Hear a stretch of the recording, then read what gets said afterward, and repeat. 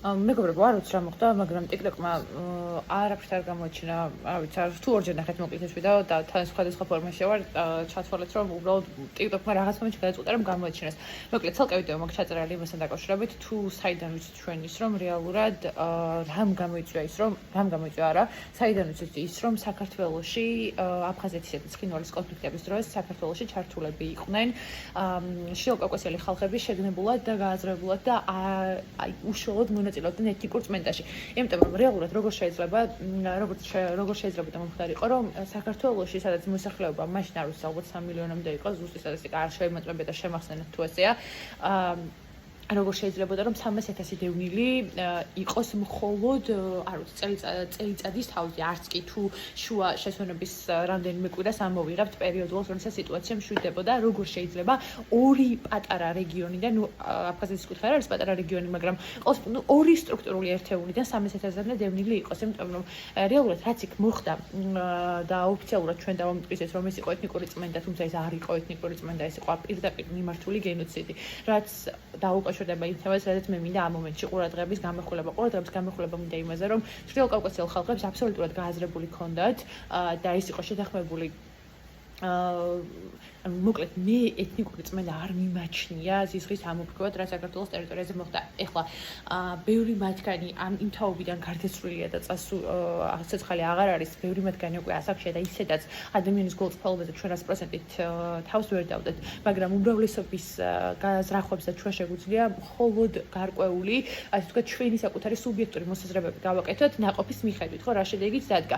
მე მგონია, რომ ჩრდილო კავკასიელი ხალხების ჩვენივე ეთნიკური უმცირესობების ეთნიკურად აფსოა და ეთნიკურად ოსი ხალხის და რუსული მხარის საერთო გეგმაში ჯდებოდა ეთნიკური წმენდის ჩატარება, დაუძახოთ ეთნიკური წმენდა, მაგრამ ეს იყო რეალურად გენოციდი, რომ საქართველოს ტერიტორიაზე ჩათვალეთ, რომ სოფლების გადაწვა იყო კამფეტი იმ უბედურებასთან შედარებით, რაც დატრიალდა და ეს ყველაფერი დაკავშირებულია საერთაშორისო სამართალთან. გამომდინარე იქიდან, რომ მიზანი იყო მიზანმიმართულად აგრესიის რეპრეზენტატულობა. და არსებობს ასეთი სიტყვა დარწმუნებული ვარ. მაჩვენებლობითი ხასიათის უნდა ყოფილიყო აგრესია, რაც ქართველი ხალხის წინააღმდეგ იყო მიმართული. ტყვედ ჩავარდნილი ხალხის მიმართ განსაკუთრებული სისასტიკე.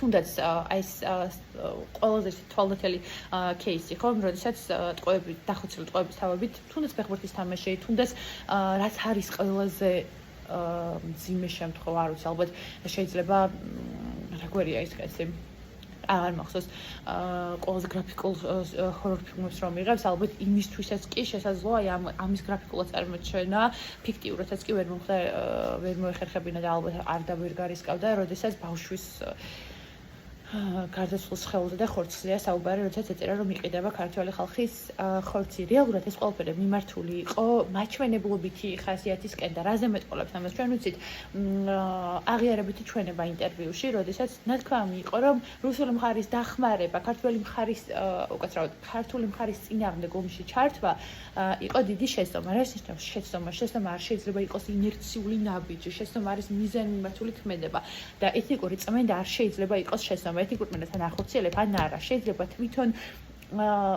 შენ ყველა ადამიანი შეიძლება რომ ეთია რომ არავინ არ ვიცით შესაბამის სიტუაციებში ვიში გამოვა სადისტური მიდრეკილებები და ვინ აღმოჩნდება, ვინ ვერ გაუძლებს ამას, ან ვინ აღმოჩნდება იმდენად კონფორმისტი, რომ აგრესორთან დაპირისპირება და განსხვავებულად წარმოჩენა გაუჭირდება. მაგრამ ხო, რის თქმა მინდა რეალურად რომ ეთნიკური წმენდა შემთხვევით ვერ მოხდება, შეიძლება განიცადო და მორალური თვალსაზრისით გაიაზრო რა დანაშაულის ჩაიდინე, მაგრამ ეს შეცდომით ვერ მოხდება. შეცდომით შეიძლება იარაღი გადიუარდეს და სხვა ადამიანი მოკლა, მაგრამ ეთნიკურ წმენდას და გენოციდს შეცდომით ვერ ჩაატარებ. ანუ შესაბამისად ეს იყო მიზანმიმართული ქმედება, ის რაც მოხდა. და ამაზე დაკავშირებით თუ არის ვიხები რატომ არის ეს მნიშვნელოვანი, ეს ვიდეო ცალკე თემა უბრალოდ რეალურად ძალიან დიდი მნიშვნელობა აქვს ომს ყოველთვის ახლავს თავის დანაშაულებიდან, მაგრამ როდესაც ქმედება კიდევ ერთხელ ვამბობ, სადისტური მიდრეკილებები შემთხვევაში გამოდის ხოლმე გარეთ. ეხლა გონია რომ დავარცხნილობთ და მშვიდად რო ვართ ამ სიტუაციაში, გონია რომ ესე დავარცხნილობთ და მშვიდად იქნებით ყველა სიტუაციაში, მაგრამ როდესაც ქცევა არის მაჩვენებლობითი ხასიათი, როდესაც ძალადობა, სისტემური გაუპატიურება, პატივისცემა ღირსებისაყრა არის სისტემური და მაჩვენებლობითი ხასიათი, აი აქ უკვე საერთაშორისო სამართლის საერთოდ სხვა შედეგებზე და სხვა შეფასებებზე შეგვიძლია გასვლა.